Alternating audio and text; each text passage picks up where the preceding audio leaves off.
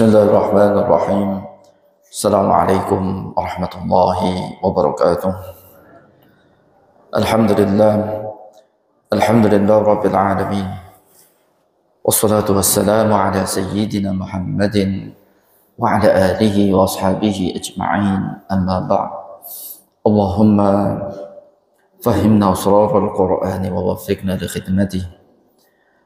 Waffiqna li khidmatihi fi kulli zamanin wa anin. Subhanaka la ilma lana illa ma 'allamtana innaka antal alimul hakim. Bapak Ibu jamaah salat subuh yang mudah-mudahan kita semuanya yang ada di majelis ilmu ini selalu diberi kesehatan oleh Allah Subhanahu wa taala. Amin ya rabbal alamin.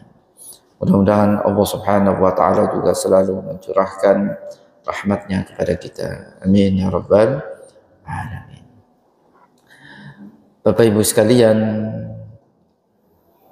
hari ini dalam kajian tafsir Al-Quran melanjutkan pembahasan pada pertemuan yang lalu. Insyaallah kita akan mulai pembahasan seputar tafsir Al-Quran pada pagi hari ini dari firman Allah Subhanahu wa taala di ayat 32 dalam surat Al-Anfal. Allah Subhanahu wa taala berfirman di ayat 32 dalam surat Al-Anfal. A'udzu billahi minasyaitonir rajim. Wa idz qalu Allahumma in kana hadza huwal haqq min 'indik fa'amtir 'alaina hijaratan minas sama' aw i'tina bi'adzabin alim. Ayat 32 dalam surat Al-Anfal ini, Bapak Ibu sekalian, kalau kita baca, ini menunjukkan betapa kaum musyrikin Mekkah mereka sangat mendustakan Al-Quran. Ya. Kaum musyrikin Mekkah, di antara pernyataan mereka yang diabadikan dalam Al-Quran pada ayat ini menunjukkan betapa mereka ini sangat di samping pendustaan mereka terhadap Al-Quran begitu besar, ayat ini juga menunjukkan bahwasanya mereka ini bahkan menantang Nabi Muhammad SAW untuk menurunkan atas mereka ini azab Allah Subhanahu wa taala. Saking tidak berimannya mereka kepada Nabi Muhammad sallallahu alaihi wasallam. Al-Anfal ini Bapak Ibu sekalian itu ya menunjukkan betapa bodohnya mereka, betapa ingkarnya mereka, ya, betapa tidak percayanya mereka terhadap Al-Quran dan terhadap apa yang disampaikan oleh Nabi Muhammad sallallahu alaihi wasallam. Wa idz qalu Allahumma in kana hadza wal haqq min 'indik. Ya, siapa yang berkata, mereka orang-orang musyrik. Allahumma ya Allah, dan ingatlah ketika mereka orang-orang musyrikin berkata, ya Allah, in kana hadza wal haqq min 'indik. Kalau saja ini, maksudnya ini Al-Quran yang disampaikan oleh orang yang bernama Muhammad ini adalah benar dari sisimu, ya. In kana hadzal Qur'an haqqan munazzalan min 'indika. Itu tafsirannya. Kalau saja Al-Quran ini benar diturunkan dari sisimu. Karena kita tahu Bapak Ibu sekalian, mereka tidak percaya itu kalau Al-Quran itu wahyu yang diturunkan kepada Nabi Muhammad.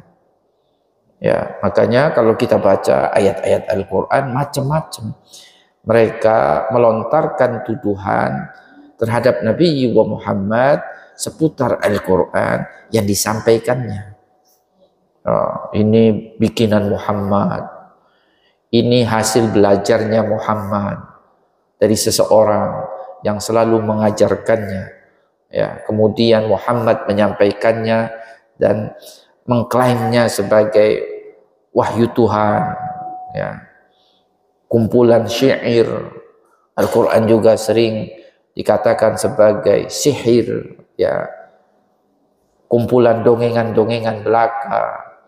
Ya, Al-Quran ini adalah kebohongan yang diada-adakan, macam-macam, Bapak Ibu sekalian. Tuduhan-tuduhan mereka terhadap Al-Quran yang disampaikan oleh Nabi kita, Nabi Muhammad Sallallahu Alaihi Wasallam. Saking tidak berimannya mereka, makanya di ayat 32 dalam surat Al-Anfal ini mereka berkata, ya Allah, kalau memang benar ini Al-Quran ini diturunkan dari sisimu dan kami pada posisi tidak mempercayainya, kami dalam posisi mengingkarinya kalau Al-Quran ini diturunkan dari sisimu, makanya kami tidak mengakui kenabian Muhammad. Kami juga tidak mengakui apa artinya Al-Quran ini adalah wahyu yang diturunkan kepada Muhammad. Ya, fa'amtir alaina hijaratan minas sama. Amtir itu ya hujani, kan terambil dari kata al-matar. Matar itu kan hujan. Fa'amtir alaina maksudnya hujani kami. Bukan mereka minta dihujani dengan air, ya kan? Tetapi mereka minta dihujani karena ketidakberimanan mereka. Ya, hujani kami dengan hijaratan minas sama, batu dari langit. Ya, anzil alaina hijaratan minas sama, turunkan itu batu dari langit. Kama anzaltaha ala qaumi Lutin, sebagaimana engkau menurunkannya atau menurunkan hujan batu itu atas kaumnya Nabi Lut alaihissalam. Jadi mereka menantang, Bapak Ibu sekalian. Ya, jadi ini bisa kita bayangkan, ya, di samping mereka menantang, memang ya apa ya, mereka ini ya bukannya semacam tunjukkan kepada kami kalau Al-Quran ini benar darimu, bukannya mereka meminta itu, tapi malah mereka ya karena memang sepertinya, bukan sepertinya, memang tidak ada lagi diharapkan keimanan itu dari mereka terhadap Al-Quran dan terhadap Nabi kita, Nabi Muhammad Sallallahu Alaihi Wasallam. Ya, hati mereka sudah Allah Subhanahu wa Ta'ala tutup mati untuk mau mengakui Al-Quran sebagai kitabullah. Ya, kalau orang mau mencari tahu akan kebenaran Al-Quran, mungkin doanya itu, ya Allah, kalau ini memang benar dari sisimu Al-Quran, ya maka berikan kami petunjuk sampai kami mengimani bahwasanya Al-Quran itu memang benar dari sisimu. Semestinya doanya kan seperti itu. Ya. Atau berikan kepada kami taufik dari sisimu ya Allah, sehingga kami bisa mempercayai dan mengimani Al-Quran dan menjadi pengikut Nabimu ya Allah. Itu kalau doanya yang benar itu seperti itu, Bapak Ibu sekalian. Ya. Bukannya mereka meminta supaya disegerakan azab itu. Ya. Makanya kayak doa yang Al-Quran ajarkan kepada kita kan, Bapak Ibu sekalian. Ya, ya Allah, berikan kami petunjuk supaya kami terus berada di jalan-Mu yang lurus ya Allah. Itu kan doa-doa yang ini ya, terus kita panjatkan. Allahumma hdina, ya ihdinas siratal mustaqim, itu siratal ladzina an'amta alaihim. Itu yang semestinya, ya semestinya mereka panjatkan, bukannya kemudian malah mereka menantang. Dan memang ya tidak ada lagi diharapkan dari mereka keimanan, dan memang mereka sedikit pun tidak mau mengimani Al-Quran itu. Ya, Makanya kalau Allah Subhanahu wa taala itu di ayat yang lain itu, innal ladzina kafaru sawa'un 'alaihim a'anzartahum am lam tunzirhum la yu'minun, itu ya dalam surat Al-Baqarah. Ya, karena sudah khatamallahu ala qulubihim wa ala sam'ihim wa ala absarihim ghishawa. Jadi sudah ya hati mereka sudah sulit menerima kebenaran. Pendengaran, penglihatan mereka juga tidak berfungsi ya selayaknya, semestinya ya untuk mau mendengar kebenaran yang disampaikan oleh Nabi kita Nabi Muhammad, untuk mau melihat bukti-bukti yang menunjukkan kebenaran Nabi kita Nabi Muhammad sallallahu alaihi wasallam. Artinya panca indera mereka juga sudah tertutup untuk mau menerima kebenaran yang disampaikan oleh Nabi Muhammad. Jadi bukannya mereka minta supaya diberikan petunjuk hidayah, bukannya mereka minta untuk diberikan semacam taufik ya dari Allah Subhanahu wa taala, bahkan sebaliknya kalau kita baca ayat 32 dalam surat Al-Anfal ini, mereka malah menantang ya supaya diturunkan kepada mereka hujan batu dari langit sebagaimana Allah Subhanahu wa taala dulu menurunkannya kepada Nabiullah Hud alaihissalam. Kita Bapak Ibu sekalian yang mudah-mudahan kita semuanya sudah beriman bahwasanya Al-Quran itu dari awal sampai akhir merupakan kumpulan firman Allah. Kita yang semuanya mudah-mudahan sudah mengimani bahwasanya Al-Quran itu adalah mukjizat terbesar yang disampaikan oleh Nabi kita Nabi Muhammad sallallahu alaihi wasallam. Ya, doa kita Bapak Ibu sekalian yang harus selalu kita panjatkan, ya Allah, dekatkan kami dengan Al-Quran. Ya, ada banyak doa-doa yang ya bisa kita baca ya. Dengan doa-doa itu mudah-mudahan kita ini dekat dengan Al-Quran. Ya. Allahumma ij'alil Qur'an al-'azima rabi'a qulubina wa nura sudurina wa jala'a ahzanina wa dhahaba humumina wa humumina birahmatika ya arhamar rahimin. Itu diantara supaya Al-Quran itu selalu ada di hati kita. Maksudnya biar kita itu senang terus dengan Al-Quran. Ya. Allahumma ij'alil Qur'an al-'azima lana fid dunya qarina wa fil qabri mu'nisa wa fil qiyamati syafi'a wa 'ala sirati nura wa minan nari sitran wa hijaba. Ya, itu diantaranya juga doa supaya Al-Quran ini selalu menjadi teman dekat kita dalam hidup ini, sehingga Al-Quran ini ya bisa memberikan pertolongan kepada kita ya di alam kubur, bahkan nanti di alam akhirat kelak Al-Quran akan memberikan syafaatnya kepada kita. Ya, Allahumma arhamna bil Quran waj'alhu lana nuran wa imaman wa hudan wa rahmah.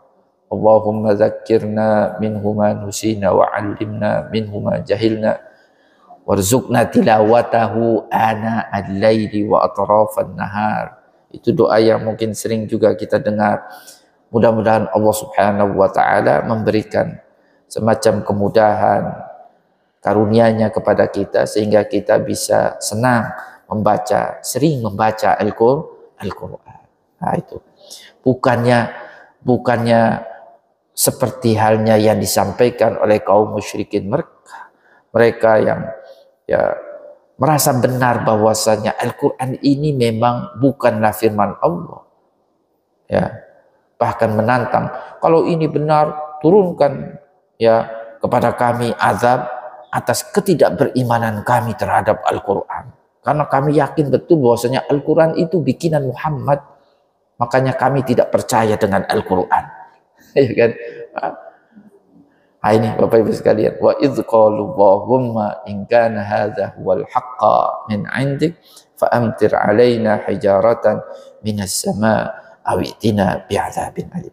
Bapak Ibu sekalian, ya, kejahatan yang dilakukan oleh kaum musyrikin Mekah, ya, itu enggak kalah apa artinya beratnya, tidak kalah hebatnya, ya, dengan kejahatan yang dilakukan oleh umat-umat terdahulu, ya. Tapi sering sekali kita mungkin bertanya, kenapa Allah Subhanahu wa taala tidak memperlakukan mereka kaum musyrikin Mekah sebagaimana Allah Subhanahu wa taala memperlakukan umat-umat terdahulu, ya. Kenapa Allah Subhanahu wa taala tidak menghabisi saja mereka kemudian mengganti generasi baru yang mau beriman dengan Al-Qur'an? Sebagaimana Allah Subhanahu wa taala sebutlah menghabisi kaumnya Nabiullah Nuh, ya kan? Habisi, Allah selamatkan Nabiullah Nuh dan orang-orang yang beriman walaupun jumlahnya sedikit. Sudah selamatkan saja yang mau beriman. Allah selamatkan itu Nabi Lut dan sedikit dari umatnya yang beriman. Kemudian Allah Subhanahu wa taala turunkan azab terhadap mereka penduduk negeri Sodom, ya, mereka yang tidak mau beriman kepada Nabi Lut alaihi salam. Ya, mungkin di antara kita sering bertanya, apakah ini bentuk ketidakadilan Allah Subhanahu wa taala? Nah, Bapak Ibu sekalian, Allah Subhanahu wa taala zat yang maha adil. Allah Subhanahu wa taala zat yang maha tahu. Ya. Jangan pernah berburuk sangka dengan apa yang menjadi ketetapan Allah Subhanahu wa taala. Bapak Ibu sekalian. Ya. Kalau kita baca ayat berikutnya, ayat 33, itu di antara yang Allah Subhanahu wa taala jelaskan kenapa Allah Subhanahu wa taala tidak menghabisi penduduk kota Mekah, padahal mereka sampai mengusir Nabi Muhammad sallallahu alaihi wasallam dan orang-orang yang beriman dari kampung halamannya. Bahkan ada beberapa dari pengikut Nabi Muhammad hanya karena keberimanan mereka terhadap Nabi, mereka bunuh kaum musyrikin mereka itu, ya, mereka bunuh. Bahkan Nabi Muhammad sallallahu alaihi wasallam, kalau saja Allah Subhanahu wa taala tidak menyelamatkannya pun, Nabi Muhammad sallallahu alaihi wasallam akan mati terbunuh oleh mereka. Dan upaya untuk membunuh Nabi itu sudah mereka lakukan. Ya. Coba kurang jahat apa mereka ini? Sama jahatnya mereka ini, ya, dengan apa yang dilakukan oleh umat-umat terdahulu yang dibinasakan oleh Allah Subhanahu wa taala. Ya. Di situ ada rumah Allah, Baitullah. Ya kan? Karena kita tahu rumah itu merupakan rumah pertama yang ada di muka bumi ini. Sebelum keberadaan mereka, ya, rumah itu sudah ada. Karena ada ayat dalam Al-Quran, inna awwala baitin wudi'a linnasi lalladzi bi Bakkah. Bakkah itu maksudnya itu adalah Mekah. Rumah pertama yang diperuntukkan untuk manusia. Kata Allah Subhanahu wa taala, firman Allah Subhanahu wa taala adalah, ya, rumahnya yang ada di kota Mekah itu, Baitullah itu. Ya. Rumah itu Allah Subhanahu wa taala peruntukkan untuk manusia agar supaya itu menjadi kiblat, ya, tempat untuk beribadah kepadanya. Tetapi apa yang dilakukan oleh kaum musyrikin, rumah itu, sekitaran rumah itu mereka lakukan untuk menyekutukan Allah Subhanahu wa taala. Bahkan orang yang mau beribadah mereka larang-larang. Nah, itu kan di antara beberapa kejahatan, kezaliman yang dilakukan oleh kaum musyrikin Mekah yang secara logika kita sebenarnya mereka sudah sangat layak dan pantas untuk dibinasakan. Tetapi lagi-lagi pertanyaannya, kenapa Allah Subhanahu wa taala tidak membinasakan mereka? Ya, Di antara alasannya, Bapak Ibu sekalian, itu bisa kita baca pada ayat berikutnya. Ayat 33 dalam surat Al-Anfal. Di ayat ini Allah berfirman, "Wa ma kana Allahu liyu'adzibahum wa anta fihim. Wa ma kana Allahu mu'adzibahum wa hum yastaghfirun." Itu. Ada dua alasan yang bisa kita baca kenapa Allah Subhanahu wa taala tidak membinasakan mereka. Yang pertama adalah keberadaan Nabi Muhammad sallallahu alaihi wasallam di tengah-tengah mereka. Yang kedua adalah bahwasanya di antara penduduk kota Mekah itu masih ada orang-orang yang selalu mau beristighfar kepada Allah Subhanahu wa taala. Dua alasan itu yang menjadikan kenapa mereka penduduk kota Mekah itu tidak dihabisi oleh Allah Subhanahu wa taala. Ya, di samping tentunya di luar apa yang Allah Subhanahu wa taala sampaikan di ayat 33 dalam surat Al-Anfal, Bapak Ibu sekalian, dan ini sesuatu yang tentunya mungkin belum kita ketahui saat itu, tetapi Allah Subhanahu wa taala sudah mengetahuinya apa yang akan terjadi di kemudian hari. Ternyata di kemudian hari banyak dari penduduk kota Mekah yang kemudian pada akhirnya mereka mau menerima kenabian Nabi Muhammad dan mau mengimani Al-Quran. Walaupun setelah mereka berhasil mengusir Nabi Muhammad, ya, mengeluarkan Nabi Muhammad, selang berapa tahun kemudian ternyata banyak dari mereka yang mau beriman kepada Nabi Muhammad sallallahu alaihi wasallam. Itu kan, kalau kita baca surat An-Nasr itu kan, wa ra'aitan nasa yadkhuluna fi dinillahi afwaja. Di antaranya ya penduduk kota Mekah itu, mereka di kemudian hari berbondong-bondong ya mau menyatakan keislaman mereka. Pada akhirnya banyak dari mereka dan anak cucu keturunan mereka yang akan menjadi pengikut Nabi Muhammad sallallahu alaihi wasallam. Nah, itu alasan itu Bapak Ibu sekalian, ya. Maka ya Allah itu maha tahu lah, Allah itu maha bijaksana.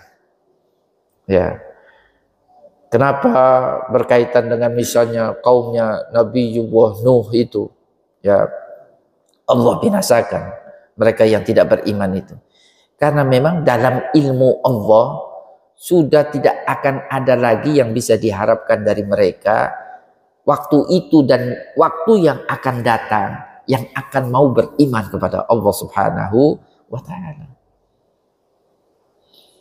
Kalaupun mereka dibiarkan terus hidup, maka akan beranak pinak itu orang-orang yang akan mengingkari Allah Subhanahu wa taala dari mereka. Maka kemudian sudah habisi saja mereka.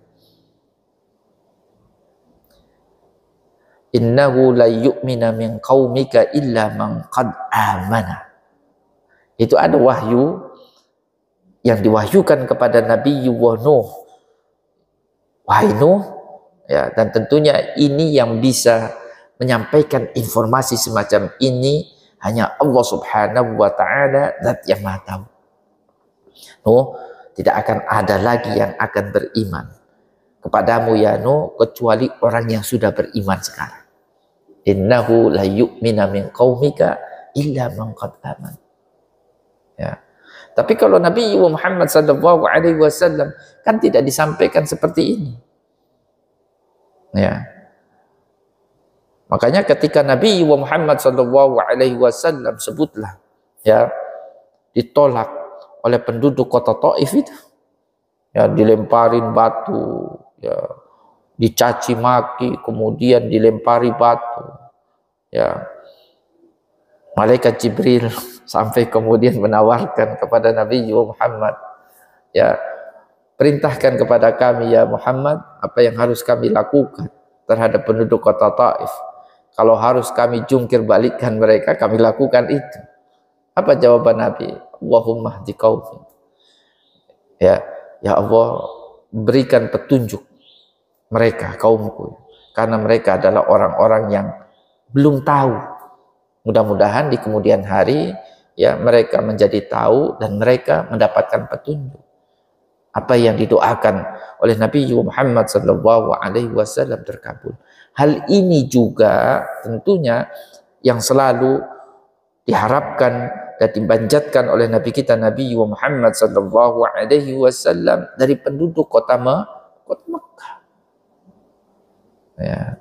Karena memang Allah Subhanahu wa taala pun tidak menginformasikan kepada Nabi Muhammad, ya Muhammad, sudahlah, mereka ini tidak akan beriman kepadamu ya Muhammad, kecuali ya misalnya ada sosok yang bernama Abu Lahab itu. Ya, kecuali artinya Abu Lahab itu kan, makanya surat Al-Lahab itu kita baca kan, tabbat yada abi lahabin watab sampai akhir itu sudah informasi awal yang disampaikan oleh Allah kepada Nabi Muhammad berkaitan dengan sosok Abu Lahab. Dia tidak akan beriman sampai akhir hayatnya. Istrinya pun demikian. Nah, tapi kan ini tidak berlaku untuk yang lain, Bapak Ibu sekalian. Ya, maka masih diharapkan dari mereka itu keberimanan mereka di kemudian hari. Dan memang yang terjadi di kemudian hari, mereka secara berbondong-bondong.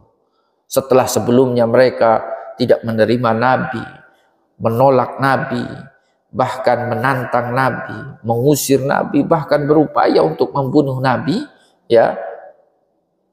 Di kemudian hari mereka mau menjadi pengikut setia Nabi Muhammad sallallahu alaihi wasallam. Ya. Nah, ini ya Bapak Ibu sekalian. Jadi kalau kita bertanya kenapa mereka kan sudah keterlaluan, kenapa nggak dihabisin saja? Nah, wa ma kana Allahu liyu'adzibahum wa anta fihim. Maksudnya itu apa? Ya. Wa ma kana Allahu liyu'adzibahum wa anta fihim.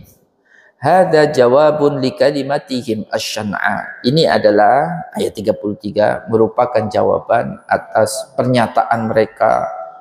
Ya, syana'a itu ya pernyataan mereka yang apa artinya pernyataan mereka yang sangat keji sekali. Ya. Wa bayanun lis-sababil mujib li imhali. Ayat 33 ini adalah merupakan semacam penjelasan kenapa Allah Subhanahu wa taala menangguhkan mereka, artinya tidak menurunkan azab kepada mereka sebagaimana yang mereka minta. Ai innahum mustahiqquna lil adab walakinnahu la yu'adzibuhum. Mereka memang orang-orang yang sebenarnya berhak untuk diazab itu, sudah sangat berhak sekali, sangat layak sekali mereka itu untuk diazab oleh Allah Subhanahu wa taala, ya, tetapi Allah tidak mengazab mereka, ya, wa anta fihim, karena masih ada Nabi Muhammad membersamai mereka atau berada di tengah-tengah mereka itu. Ya, ikraman laka ya Muhammad, sebagai bentuk apa? Ikram itu apa? Ya, penghormatan terhadap Nabi Muhammad sallallahu alaihi wasallam. Faqad jarat sunnatullah alla yu'adziba ummatan wa nabiyyuha baina dhahranaiha. Dan memang hukum Allah yang berlaku, ya, tidaklah Allah Subhanahu wa taala mengazab satu umat Nabi di mana Nabi itu berada di tengah-tengah mereka. Enggak ada ceritanya itu. Kalaupun Allah Subhanahu wa taala mau mengadab umat seorang nabi, itu dievakuasi dulu. Nabi dan para pengikutnya itu dievakuasi dulu, dikeluarkan dulu, baru kemudian Allah Subhanahu wa taala menurunkan adab kepada negeri tersebut. Tapi nabi itu sudah dievakuasi, artinya sudah diselamatkan terlebih dahulu. Ya, makanya kan kalau kita baca kan ceritanya Nabi Nuh, ya, ketika sudah mau Allah Subhanahu wa taala turunkan itu azab dalam bentuk banjir bandang itu. Allah perintahkan Nabi Nuh, ya, masuk kamu ke kapal. Orang-orang yang beriman bersamamu, ya, masukkan ke dalam kapal semuanya. Ya. Itu persiapan sebelumnya juga sudah dilakukan. Dan atas perintah Allah, Nuh, bikin bahtera. Itu bukan inisiatifnya Nabi Nuh, itu bikin bahtera, itu bikin kapal, itu bukan inisiatifnya Nabi Nuh. Tapi itu adalah wahyu yang diwahyukan oleh Allah kepada Nabi Nuh. Makanya orang-orang emang dasar gila itu Nuh itu. Ngapain dia bikin kapal? Orang kan nggak kepikiran, ngapain bikin kapal? Mereka bukan juga dari kalangan pelaut, kecuali kalau mereka orang pesisir bikin kapal ya biasalah. Ini ngapain bikin laut? Makanya orang kemudian mencibir Nabi, wah dasar orang gila dia ini. Ngapain bikin? Dia tidak tahu bahwasanya itu adalah perintah Allah Subhanahu wa taala, dan Allah Subhanahu wa taala dengan bahtera itu akan menyelamatkan Nabi Nuh dari azab Allah berupa banjir bandang itu. Karena azab Allah ini kan macam-macam Bapak Ibu sekalian. Tidak harus dalam bentuk misalnya sebagaimana yang Allah turunkan kepada umat Nabi sebelumnya, Nabi Ad, ya, Nabi Saleh, ya. Sebelumnya itu kan dalam bentuk angin, ya, kencang kan gitu kan, gempa, ya kan. Ini dalam bentuk air, ya, Bapak Ibu sekalian, ya macam-macam. Sama seperti Nabi Lut, ya. Ini Nabi Lut ini kan sama. Allah perintahkan Lut keluar dari negeri Sodom. Ya, malam hari keluar. Ya, ajak orang-orang yang beriman bersamamu keluar. Dievakuasi terlebih dahulu. Ya kan, Bapak Ibu sekalian. Maka tidak ada memang ceritanya Allah Subhanahu wa taala mengadab satu kaum di mana, ya, tidak ada ceritanya Allah Subhanahu wa taala mengadab kaum dari seorang nabi di mana nabi yang diutus kepada kaum itu masih berada di tengah-tengah mereka. Itu enggak ada ceritanya. Sebagai sebuah penghormatan terhadap keberadaan seorang nabi Allah. Ya, jadi nabi dan pewaris para nabi, orang-orang soleh itu berkah bagi tempat di mana mereka itu berdomisili, bertempat tinggal, Bapak Ibu sekalian. Ada keberkahan. Ya.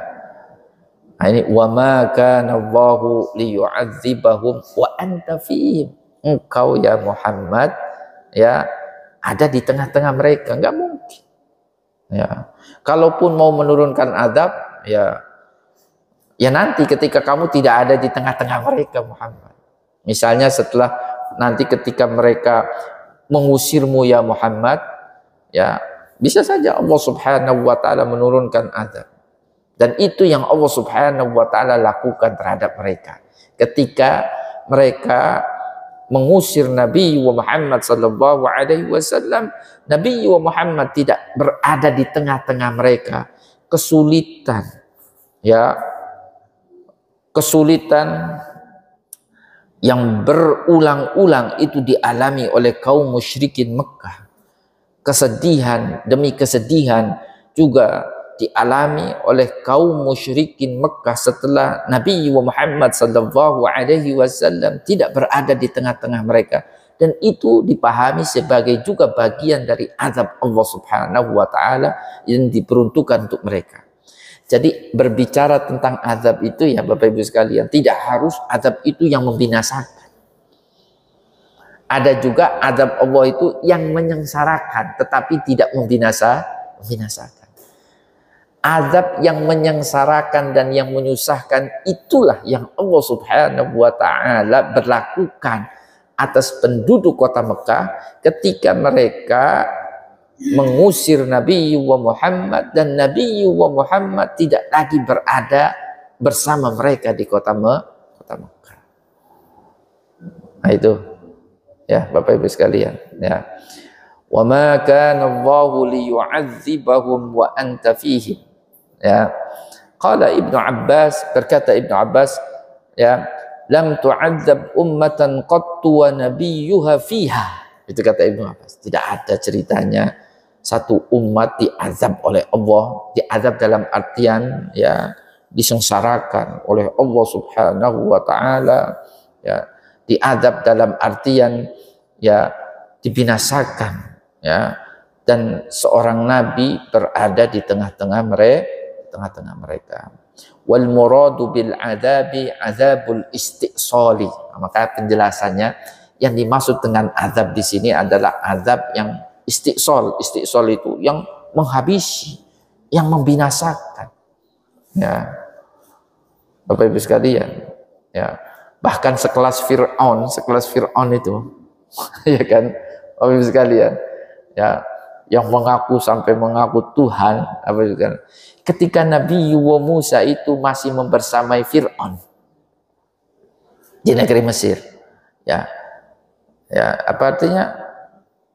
Ya, ada turun semacam, ya, sebenarnya itu ya azab juga, tetapi bukan azab istisal, ya, yang airnya itu kemudian berubah menjadi darah, ya Bapak Ibu sekalian. Kemudian ada macam-macam lah, ya. Kemudian Nabi Musa alaihi salam diminta supaya menghilangkan semua kesusahan, kesulitan itu dari negeri Mesir. Bahkan Fir'aun sempat, kalau kamu berhasil ya menghilangkan semua kesusahan ini, kami akan beriman. Nah, tapi setelah Nabi Musa berdoa, kemudian menghilangkan semua kesusahan yang dialami oleh Fir'aun dan penduduk negeri Mesir, tidak juga kemudian mereka beriman. Ya, maka kemudian ya Nabi Musa diperintahkan untuk meninggalkan negeri Mesir bersama Bani Israel. Fir'aun mengejarnya, Allah Subhanahu wa taala habisi itu Fir'aun. Ya. Maka ya kenapa negeri Sodom, negeri Nabi Lut, ya, itu sampai sekarang itu ya tidak menjadi hunian manusia, tetapi Mesir sampai sekarang itu ya menjadi negeri yang ya masih dihuni, ya layak untuk dijadikan hunian. Karena ketika Allah Subhanahu wa taala mengadab Fir'aun, itu mengadabnya itu tidak di Mesir, di negeri Mesir itu, tapi keluar di lautan itu, Bapak Ibu sekalian. Ya. Tapi kalau misalnya dulu ya Fir'aun itu Allah Subhanahu wa taala binasakan di negeri Mesir, tempat di mana Fir'aun itu berkuasa, mungkin sampai sekarang Mesir itu tidak layak untuk menjadi ya hunian manusia.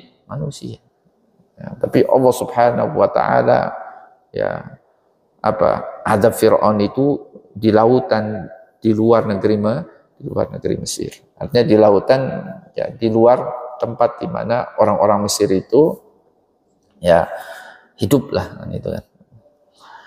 Wa ma kana Allahu mu'adzibahum wa hum yastaghfirun. Alasan yang kedua, Allah pun tidak mungkin mengadab mereka. Mengadab mereka dalam artian membinasakan mereka. Wa hum yastaghfirun. Di mana di tengah-tengah mereka atau membersamai mereka orang-orang yang beriman, ya, dan mereka kerap kali memohon ampunan kepada Allah Subhanahu wa taala. Bapak Ibu sekalian, ya.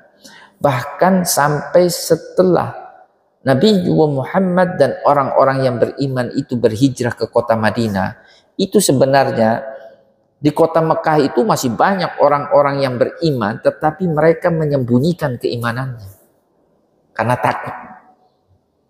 Jadi mereka sebenarnya beriman kepada Nabi Muhammad, tapi mereka tidak berhijrah ke Madinah karena keterbatasan. Ya, bisa jadi keterbatasan fisik, bisa jadi juga karena keterbatasan materi.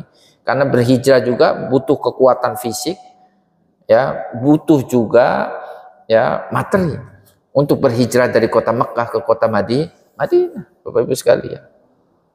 Ya, apalagi zaman dulu perjalanan ya nggak ada pas, Bapak Ibu sekalian ya. Ada orang yang sampai dia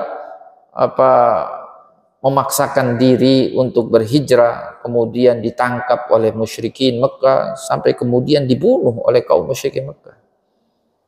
Itu ceritanya siapa? Yasir, ya,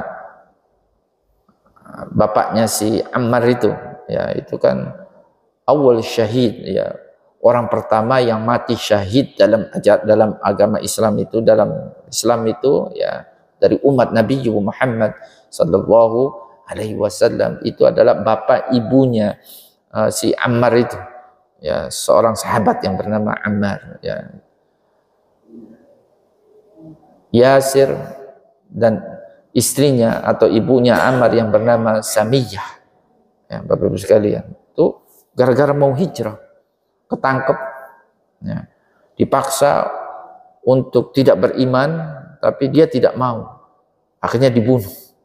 Dengan ceritanya kan seperti itu, Bapak Ibu sekalian. Di kota Mekah itu masih banyak orang-orang yang dia sebenarnya beriman, tapi dia menyembunyikan keimanannya. Ya, yang dilakukan diantaranya ya terus mereka minta ampun kepada Allah, minta ampun supaya Allah mengampuni mereka, memaklumin mereka atas keberimanan mereka yang mereka sembunyikan itu, ya kan? Selama masih ada mereka, Allah Subhanahu wa Ta'ala tidak akan mengazab penduduk kota Mekah. Karena kalau Allah Subhanahu wa Ta'ala mengadab, termasuk mereka yang akan menjadi korbannya. Ya, Allah ini tahu, Bapak Ibu sekalian. Ya. Nah, ini alasan itu juga yang Allah Subhanahu wa Ta'ala sampaikan kalau kita baca di ayat 33 dalam surat Al-Anfal, wa ma kana Allahu mu'adzibahum wa hum yastaghfirun. Artinya apa? Maka Allah liyu'adzibah haula'il kufar. Allah tidaklah mengadab mereka orang-orang kafir yang tidak beriman dari penduduk kota Mekah, wa fihim mu'minun, karena membersamai mereka. Kita nggak tahu itu karena mereka menyembunyikan keimanannya, ya. Yang menjadi tetangga-tetangga mereka itu banyak juga orang-orang yang beriman, yastaghfirunallah, dan mereka kerap kali beristighfar kepada Allah Subhanahu wa Ta'ala. Wa huwa isyaratun ila istighfari man baqi baina adhurihim minal muslimin al-mustad'afin. Al-mustad'afin itu orang-orang muslim yang lemah. Jadi tidak juga semua orang muslim itu mereka berhijrah ke Madinah membersamai Nabi Muhammad sallallahu alaihi wasallam. Ada banyak di antara mereka yang juga sudah beriman, tetapi karena kelemahan itu bisa karena kelemahan fisik, bisa juga karena kelemahan materi, mereka tidak membersamai Rasulullah berhijrah ke kota Madinah, tetapi mereka menyembunyikan keimanannya, karena kalau ketahuan, nah pasti mereka ini termasuk yang akan dibunuh oleh orang-orang musyrikin.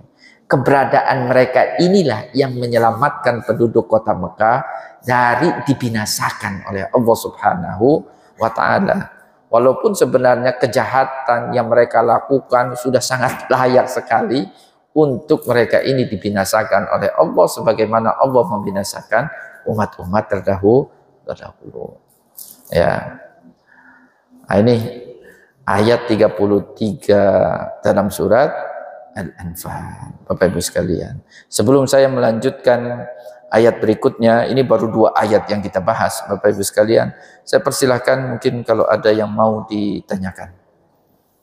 Silakan. Ya, jadi gini Bapak Ibu sekalian. Tadi sudah saya singgung Bapak Ibu sekalian. Jadi keberadaan orang-orang soleh, ya, keberadaan orang-orang soleh. Apalagi orang soleh itu sekelas Nabi. Keberadaan mereka di sekitaran kita itu merupakan berkah bagi kita. Dan itu yang bisa kita baca dari kisah-kisah yang diabadikan dalam Al-Quran. Ya, Mesir contohnya, ya, itu terbebas dari kelaparan sebagaimana yang dialami oleh negeri-negeri sekitarnya. Itu karena apa? Barakatu Yusuf, karena berkahnya Nabi Yusuf yang berada di tengah-tengah mereka. Itu Bapak Ibu sekalian, ya, berkahnya orang-orang yang beriman walaupun mereka menyembunyikan imannya, tapi kan Allah tahu. Allah ini tahu siapa yang beriman sama siapa yang tidak beriman. Tidak harus kita ini perlihatkan, saya ini beriman ya Tuhan. Enggak butuh Allah itu. Ya kan? Allah tahu. Ya kan? Bahwasanya di antara penduduk kota Mekah itu yang jahat-jahat itu sebenarnya ada orang-orang baik di situ, di tengah-tengah mereka, membersamai mereka. Tapi mereka ini menyembunyikan keimanan dalam bentuk kebaikan, dalam bentuk keimanannya itu mereka sembunyikan. Mereka tidak perlihatkan untuk keselamatan mereka tentunya, ya kan? Karena memang kondisinya menuntut mereka untuk menyembunyikan keimanan. Ya. Berkahnya mereka itulah kemudian karena keberadaan mereka itulah, karena mereka itu dalam kesehariannya banyak beristighfar kepada ya Allah, ampuni kami ya Allah, istighfar terus. Jangan sampai kami ini, kan ada ayat wattaqu fitnatan la tusibanna alladziina zalamu minkum khassah, kan ada ayat itu. Ya, takutlah sebuah musibah atau sebuah azab yang tidak saja menimpa orang-orang yang dolim saja di antara kalian. Kan ada ayat itu kan.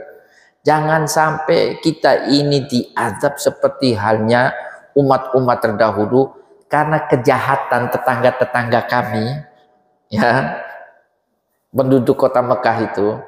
Kami ini beriman, tapi kami dengan sangat terpaksa sekali menyembunyikan keimanan kami. Tapi dalam keseharian kami selalu mau supaya Allah mengampuni kami atas apa yang kami lakukan, di mana kami menyembunyikan keimanan kami, ya kan? Berkahnya mereka inilah Allah Subhanahu wa taala tidak membinasakan kota Mekah sebagaimana Allah binasakan ya negerinya Nabi Nuh, Nabi Lut, ya kan Bapak Ibu sekalian. Karena apa?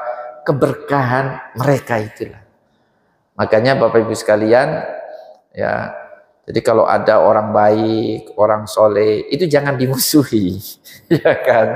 Ya, karena mereka ini, keberadaan mereka ini berkah bagi orang-orang yang ada di sekitaran. Nah itu ya pokoknya urusan kiamat ya, urusan ya yang tahu hanya Allah Subhanahu wa taala. Ya. Jangan juga kita ini kemudian beristighfar, beribadah dengan harapan supaya tidak ketemu dengan kiamat. Nah, itu salah lagi niatnya kita ini Bapak Ibu sekalian. Sudah lillahi ta'ala, mau kiamat datang ya datang saja kan gitu. Ya. Jangan juga kemudian ayo kita beribadah, kita beristighfar karena dengan ibadah istighfar kita mudah-mudahan kita tidak ketemu dengan kiamat. Itu niatnya sudah salah kalau kayak gitu Bapak. Ya, bukan lillahi ta'ala, ya.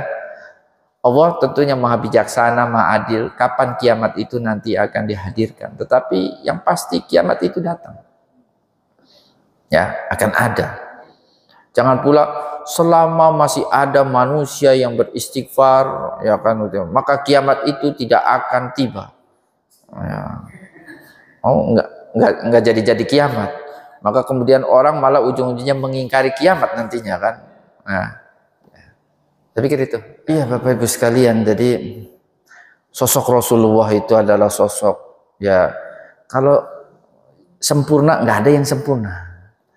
Tapi yang terbaik dari manusia itu adalah sosok Rasulullah Shallallahu Alaihi Wasallam. Makanya sampai Allah itu ya uh, mengabadikan keagungan akhlak baginda Nabi kan, wa innaka la'ala khuluqin azim. Itu yang ngomong itu bukan sesama manusia. Muhammad, saya bersaksi kamu ini orang yang baik, kamu ini orang yang berperilaku baik. Itu bukan sesama manusia itu. Ya, kalau Nabi Muhammad itu dinilai sebagai orang yang baik, itu jauh sebelum kenabiannya sudah dianggap orang baik Nabi Muhammad itu. Buktinya penduduk kota Mekah itu sudah memberikan julukan Al-Amin. Al-Amin itu kan orang yang baik, orang yang dapat dipercaya. Artinya orang yang baik, dapat dipercaya, orang yang adil. Ya, itu julukan itu sudah diterima oleh Nabi jauh sebelum kenabiannya.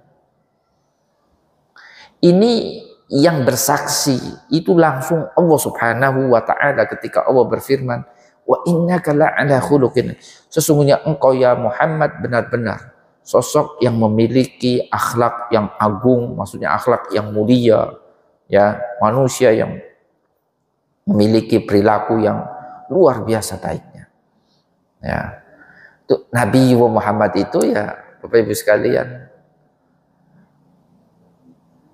sebenarnya yang menjadikan orang itu berbondong-bondong masuk Islam itu ya bukan peperangan. Saya berulang-ulang mungkin pernah saya sampaikan. Memang peperangan ya itu sering terjadi pada masa Nabi. Tapi yang membuat orang itu kemudian masuk Islam bukan karena kekalahan mereka dalam peperangan, bukan. Ya. Peperangan itu terjadi karena untuk mengakhiri kezaliman yang dilakukan oleh pihak lain, pengkhianatan yang dilakukan oleh pihak lain, maka kemudian peperangan itu terjadi. Bapak Ibu sekalian, untuk mengakhiri pengkhianatan, untuk mengakhiri kezaliman, maka kemudian peperangan itu terjadi. Bukan untuk memaksa manusia untuk masuk Islam. Maka tidak ada cerita setelah mereka dikalahkan oleh kaum muslimin, kemudian kaum muslimin memaksa mereka untuk masuk Islam. Kalau nggak masuk Islam, saya bunuh. Nggak ada cerita itu, Bapak Ibu sekalian. Tapi yang menjadikan mereka kemudian nyadar masuk Islam tanpa paksaan, ya, dengan sukarela, ya, mereka berinisiatif sendiri masuk Islam. Itu karena kemudian mereka sadar, oh ternyata Muhammad itu orang baik. Dia ini ternyata pemaaf, bukan pendendam. Padahal kita ini sudah mau bunuh dia. Padahal kita ini sudah berhasil ya ngusir dia.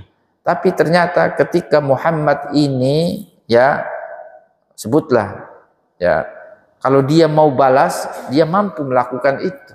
Tapi ternyata dia tidak balas kita atas kejahatan yang pernah kita lakukan kepadanya. Malah dia memaafkan kita, ya.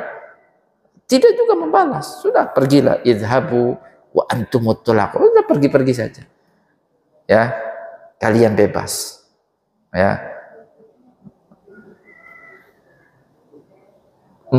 Pemberian maaf yang dilakukan oleh Nabi terhadap mereka, orang-orang yang jahat terhadapnya, itulah ya yang menjadi kemudian mereka ini ya dengan inisiatif mereka sendiri mau menjadi pengikut Nabi Muhammad sallallahu alaihi wasallam. Itu Bapak Ibu sekalian.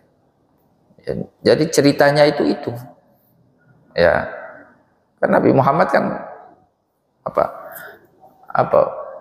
ada ayat dalam Al-Quran itu, fabima rahmatin minallahi linta lahum walau kunta faddan ghalidhal qalbi lam faddu min hawlik fa'fu anhum wastaghfir lahum wasyawirhum fil amr fa idza azamta fatawakkal 'ala Allah. Itu kan ayat itu kan. Karena apa? Kelemah lembutan Nabi bersama umatnya, sehingga umatnya ini ya mereka mau dekat membersamai Nabi. Kalau Nabi itu kasar, keras, akan ditinggalkan oleh umatnya. Ya, itu Nabi Muhammad Sallallahu Alaihi Wasallam. Ya. Jadi kalau perang-perang itu memang ya ada momen di mana itu harus memperlihatkan ya bahwasanya kita ini juga kuat ya. Tapi kekuatan itu yang diperlihatkan dalam bentuk peperangan demi peperangan itu peruntukannya untuk mengakhiri pengkhianatan. Karena mereka mengkhianati perjanjian, maka kemudian terjadilah peperangan. Karena mereka melakukan kezaliman untuk mengakhiri itu, maka dilakukanlah itu yang namanya peperangan. Ya, maka dalam Islam itu perangi bukan mereka yang mau berdamai dengan kita, bukan mereka yang tidak memerangi kita. Perangi itu mereka yang memerangi kita. Kalau mereka enggak memerangi, jangan perangi. Dalam Islam kan seperti itu. Waqatilu fi sabilillahi alladzina yuqatilunakum, yang memerangi kalian. Mereka yang enggak memerangi, enggak menzolimi, enggak mengkhianati, ya jangan diperangi. Hidup damai saja.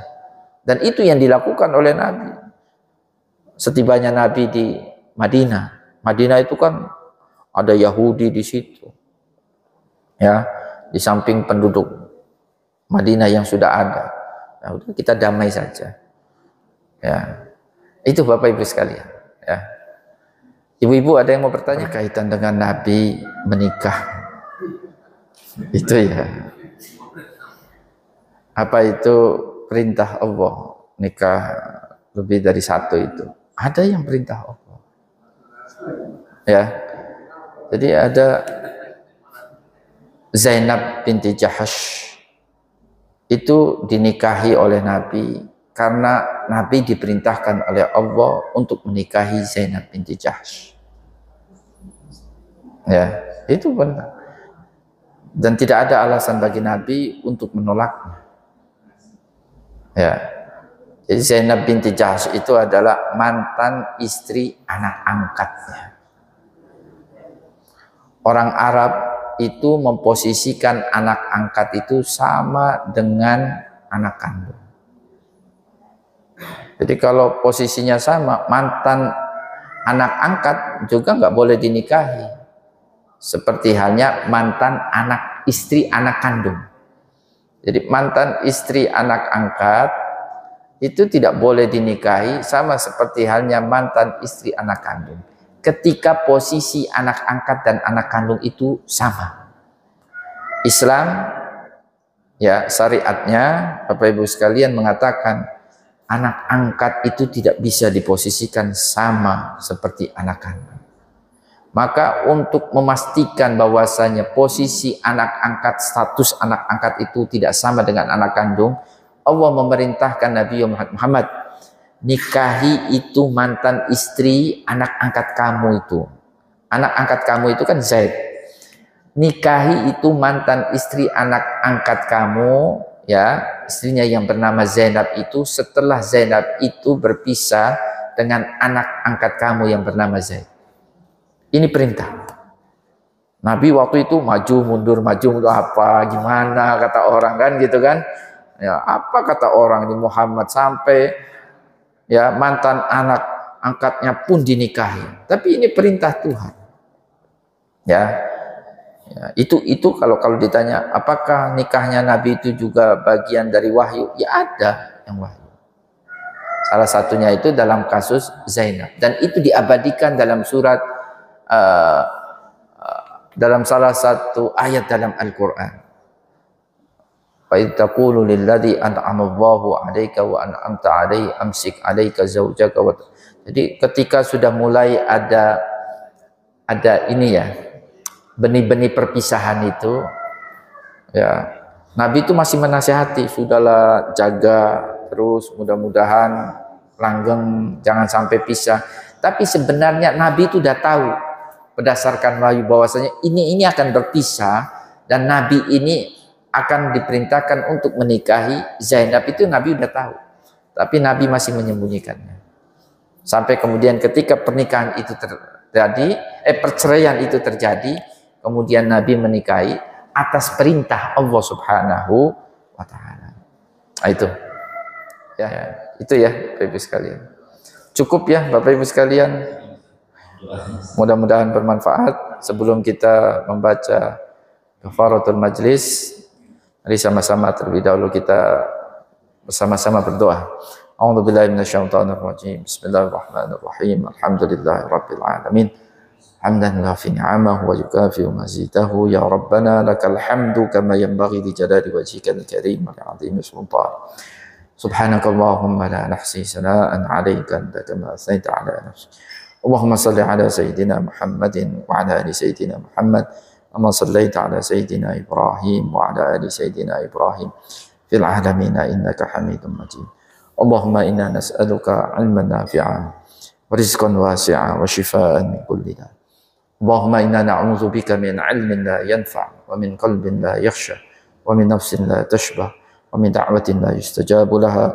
Rabbana atina fid dunya hasanah wa fil akhirati hasanah wa qina adzaban nar. Subhana rabbika rabbil 'izzati 'amma yasifun wa salamun 'alal mursalin walhamdulillahi rabbil alamin. Subhanakallahumma wa bihamdika nashhadu an la ilaha illa anta astaghfiruka wa natubu ilaik. Assalamualaikum warahmatullahi wabarakatuh.